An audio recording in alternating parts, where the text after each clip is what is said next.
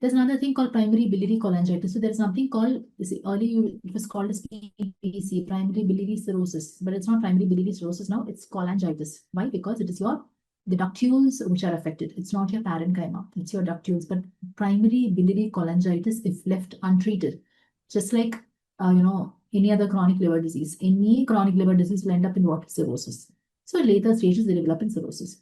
So primary biliary cholangitis is usually seen in women of the middle-aged, typically an autoimmune disease. Okay, so you have your AMA M2, which is involved. AMA, or you have your glycoprotein also 2, 1, 210 and 100. These are also positive. So these are just some of the markers when you send for IHC, immunohistochemical staining. That time you have 210 and 100, which are usually positive. Other associated autoimmune conditions will be there, like thyroid, Hashimoto's thyroiditis, Sjogren's, diabetes, middle-aged women who present with fatigue and pruritus. Jaundice patient. Jaundice may only be in the last stage. Remember, jaundice is only a sign of decompensation. Otherwise, it's only fatigue and pruritus. Okay, why fatigue? Because it's a chronic liver disease. Pruritus because of increased bilirubin and because of bile acids, right? It will just be similar to any patient with cirrhosis of liver. But when you see a hepatosplenomegaly, when you have a liver enlarged, a patient with cirrhosis should not have an enlarged liver, right? An enlarged liver and cirrhosis, there are certain conditions you might recall. One is the Wilson's disease. In autoimmune hepatitis early stages, in primary biliary cholangitis, you can have. In a hepatocellular carcinoma, you can have. In a Budd-Chiari syndrome, you can have. So these are some of the conditions where you have an enlarged liver, but patient has got cirrhosis. So how will you diagnose this? It's by biopsy. AMB will be positive. Anti-Mitochondrial Antibody will be positive. Okay, and if you do a biopsy, it will show the typical features of primary biliary cholangitis. Xanthomas and xanthelasmas are also quite common in this because of high cholesterol deposits. So initially, a patient comes with you with fatigue and pruritus. You do an LFT, you differentiate, is it an OTPT elevation or an alkaline phosphatase elevation? If it's an obstructive pattern, rule out all of this. First, main thing is primary biliary cholangitis. You have to rule out with AMA. Liver biopsy if it is uncertain. Again, treatment is what? UDCA to start with. Otherwise, you can give Obeticholic acid for advanced cases. Liver transplant in end-stage liver disease. Ultimately, they go in for liver transplant. Okay.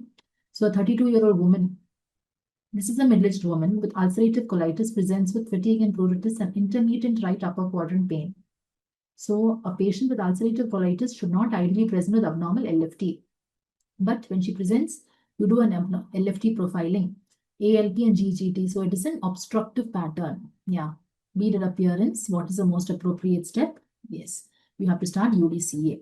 But remember, you're keeping PSA in your mind. Okay. Secondary biliary cirrhosis. This is secondary to any other hepatic obstruction, which can either be gallstones. See, gallstones causing secondary biliary cirrhosis is rare because nobody has stones for such a long duration to cause secondary biliary cirrhosis. Most of the patients will undergo a removal of the gallbladder itself, but still, it is said to be one of the causes. So anything which is in the duct, like it could be a tumor, or it could be a stricture, or it could be a stone. These are the commonest things that can cause a secondary biliary cirrhosis because liver has been affected secondarily. Prolonged cholestasis, gallstones would be the feature. Yeah. Benign or malignant strictures. So any stricture in the CBD, if at all you're not able to follow, please let me know. Okay, and a congenital biliary disorders like Caroli's disease, what we learned, and the congenital hepatic fibrosis. Okay. Yeah, correct. Ryan came. I wanted to finish up the class before he came, but he came. Sorry. Okay, so we just look at the biliary tree and you have to find out any intrahepatic causes, congenital hepatic fibrosis, or Caroli's disease, that is at the larger ducts, and any of the extrahepatic causes. Could be a stricture in the common bile duct, or it could be a stone, which is long time, or it could be a stricture, or even a, yeah, that could again be a benign or a malignant stricture. Okay, but malignancy usually doesn't go on to produce a cirrhosis before that the patient will die off, right? So it's usually benign strictures. Okay, so whenever you have these kind of strictures also, you have to rule out other causes for benign strictures. One, the most common cause for benign stricture is post-surgical. Post-cholecystectomy, the patient can have a stricture.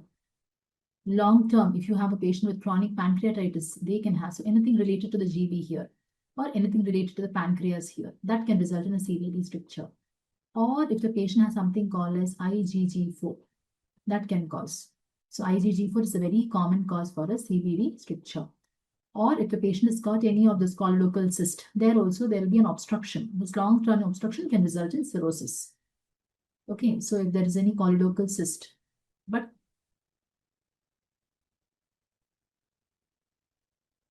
thank you so much for that compliment. Okay.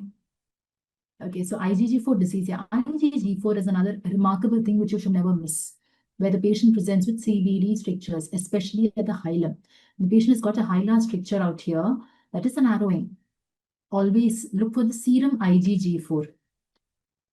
Okay. Secondly, you have to take a biopsy from this. And if you take a biopsy, you can see IgG4 is also elevated in these patients.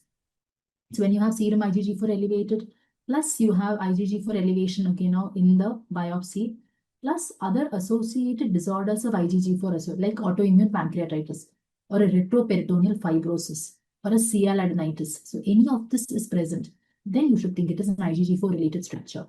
Okay, because IgG4 is something which is gross, missed out.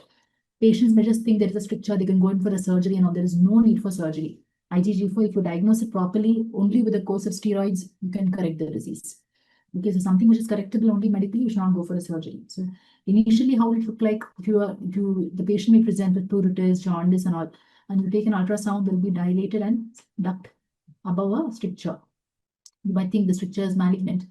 First thing you have to do is take a brush cytology and a biopsy and see for IgG4, serum IgG4 as well.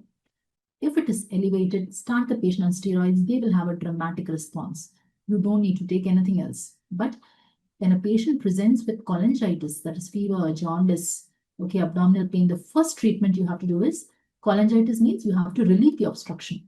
That is the first thing you have to do. So how do you do that? You do an ERCP and you put a stent in. When you put a stent provides a passage for the bile to flow down. That's all. So, okay so far? Okay, right? Yeah. So diagnosis again, any obstruction, alkaline phosphatase, look, always have it in your mind. LFT will have alphas, GGT elevation.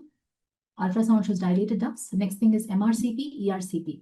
There's something called percutaneous transhepatic cholangio. That means if the patient is not accessible from, suppose you have the stricture is above here.